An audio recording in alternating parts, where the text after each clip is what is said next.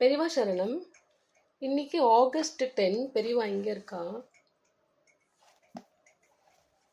இன்னைக்கு தலைப்பு வினயத்துக்கான வழிமுறை. வினயம்னா பணிவு. பணிவுக்கான வழிமுறை. பண்டைய காலத்தில் ஒவ்வொரு தேசத்து ராஜாவும் குடிமக்களை பணிவு உள்ளவர்களாக இருக்க செய்வதில் விசேஷ கவனம் செலுத்தி வந்தான். சாஸ்திரத்தில் ராஜாவின் கடமைகளை சொல்லும்போது முதலில் வினயதானத்தை சொல்லிவிட்டு பின்னர் தான் ரக்ஷணம், பரணம் ஆகியவற்றை சொல்லியிருக்கிறது.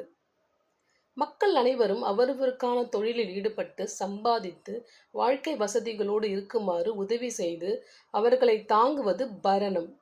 உள்நாட்டு கலகம், வெளிநாட்டு யுத்தம் முதலியவற்றிலிருந்து அவர்களை காப்பது ரக்ஷணம்.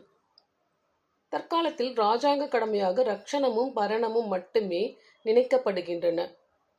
எனினும் சாஸ்திரப்படி இதற்கெல்லாம் முன்னதாக வினயதானம் தான் வருகிறது. அதாவது பணிவு தானம். அதாவது ஜனங்களை பணிவுள்ளவர்களாக அடங்கி இருக்கும்படி வைத்திருக்க வேண்டும்.